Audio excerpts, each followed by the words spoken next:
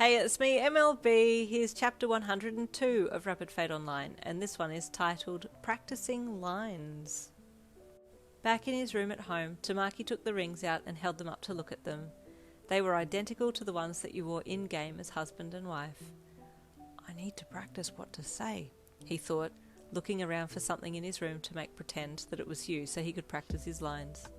Grabbing the Nerve Gear headset and setting it up balanced on the chair backing with one of his jumpers wrapped around it, he stepped back and nodded at his practice yin. He hummed at the tilted Nerve Gear. Yin? These... He held up the rings. I love you. He held them out towards the Nerve Gear headset, jumping with fright when it slowly toppled off the chair backing and clattered to the floor. He looked down at the promise rings in hand. I don't know what to say. I just wanted to know that these rings will keep us together until we can get married one day.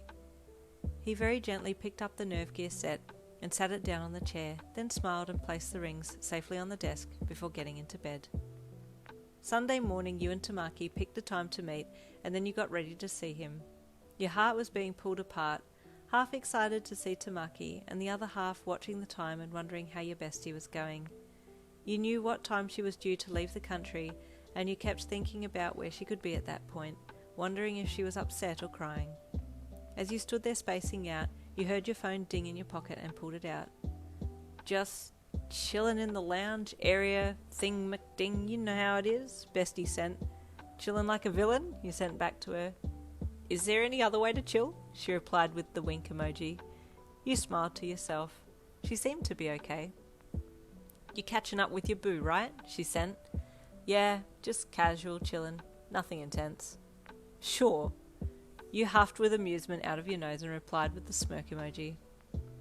Hey, thanks for everything, she sent next. You sat down on the bed so you could text her for a bit, but her next message cut everything short.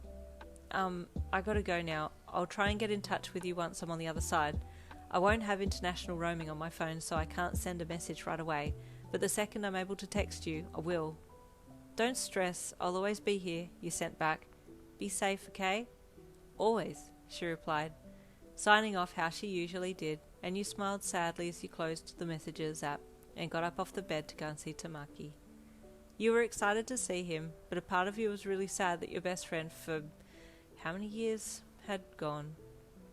Hey, you greeted him softly as you approached him at the meeting place.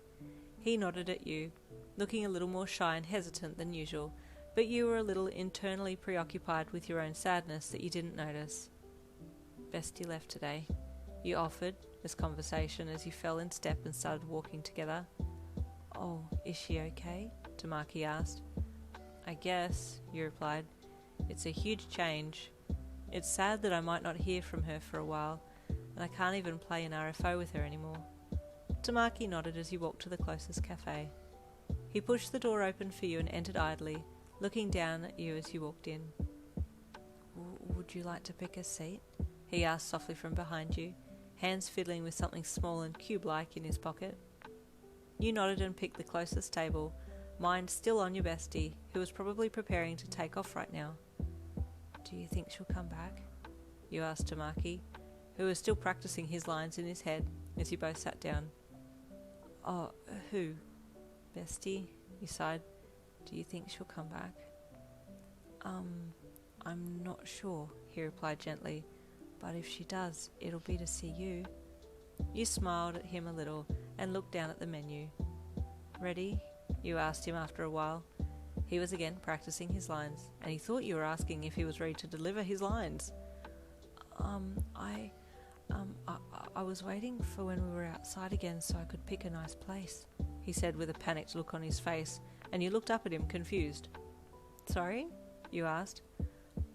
I don't want to say anything wrong, he replied softly. Say what wrong? You tilted your head to the side. Hi guys, can I take your order? The waitress asked, suddenly appearing beside the table. Oh, yeah, sure, he replied with a smile. What's the special today? The waitress very happily told you all the specials for that day, and you listened intently, while Tamaki panicked internally about what to order, as he had been so wrapped up with the lines that he wanted to say to you that he hadn't been thinking about anything else. While you placed your order, his eyes scanned the menu. "Thanks," you said to the waitress, after giving her your order. Then you turned to him. "You ready, Jiki?" His hands were shaking, and he had his head so low to the table that you thought he was trying to phase through it like Mirio to try and escape the stressful situation. Seeing his anxious state, you decided to order for him, figuring he would want something with clams, octopus, or beef in it. "Oh, I know.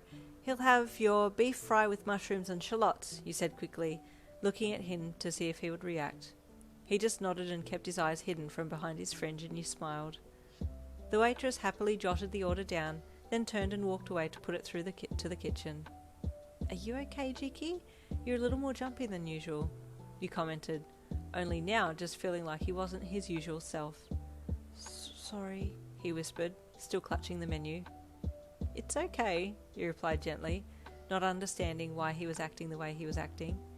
"It's just me. You can relax now." He looked up over the menu at you, then looked around and relaxed slightly, putting the menu down and letting out a small sigh of relief.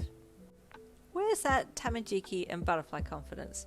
I know Tamajiki has confidence.